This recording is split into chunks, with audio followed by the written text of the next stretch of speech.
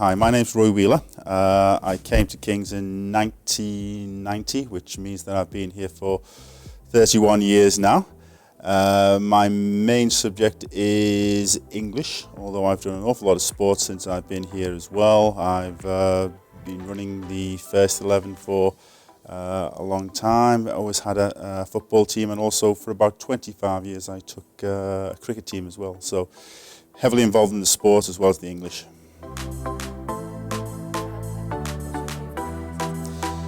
Favourite memory? Got lots of very positive memories, but perhaps one of the favourite ones would be going back to about 2005, 2006, when the first 11 actually won the ISFA Cup final, playing against Millfield down at Leicester City's football ground, the Walker Stadium as it was then. We won 2-1. What was particularly pleasing about that particular occasion was that we were very much the underdogs, and I think the opposition had already written us off. We were ever so cheered to be at the final. They were, shall we say, very professional and a little bit frosty in terms of how they responded to us. The fact that we ended up 2-1 winners was particularly pleasing. What was also pleasing was the fact that some of the opposition that we'd played earlier in the season on the way to the final had also been less than complimentary about us. So to actually get to the final and win it was one in the eye for all those that we beat on the way.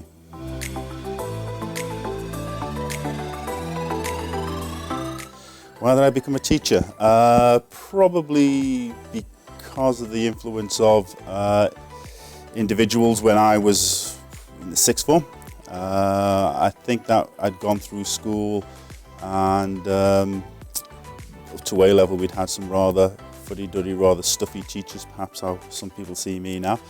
But certainly when it got to the sixth form, we had a teacher who came straight from teacher training college. Very different, very fresh in his approach, not what you'd call traditional at all, and he opened up a different view of teaching, I think. That and the fact that when I went on to university I studied education as well as English, and actually found the subject of education really quite interesting.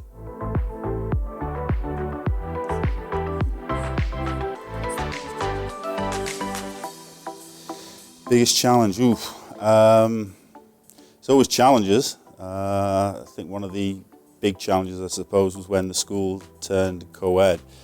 But I've always found my role at King's has often been dealing with, shall we say, some of the not so well behaved individuals in the school. But really, King's is not a school where we have that many significant behavioural problems. You're always going to get behavioural problems, but I wouldn't necessarily say that's been the biggest challenge.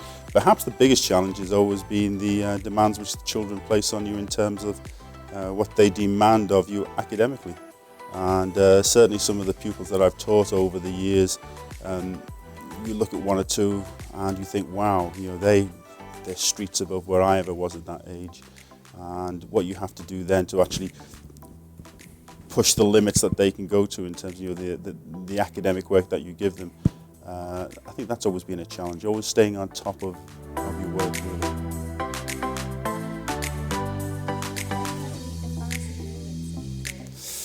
Embarrassing moments. Actually, I was thinking about this, and probably very few. The most embarrassing moment was probably being someone who will always tell the children to make sure that they don't have their mobile phones switched on. Being in an assembly once, and I don't particularly like using my mobile phone, but I was in an assembly waiting for a call which hadn't arrived early that morning, and I'd forgotten that I had my phone in my pocket, and during the assembly the mobile phone went off, to the delight of, I think, 300 or 400 individuals, as I had to then walk out of the assembly to switch it off. Other embarrassing moments, maybe not so much for me, but for Seb Neal, who about 20 years ago dropped my hat-trick ball when I was bowling against the pupils. I think I was bowling against Ben Smith, and Mr. Neil was wicket-keeper. The ball went straight into his hands and he dropped it. So every season that the cricket season comes along, I always try to remind him of the fact that he dropped my hat-trick ball.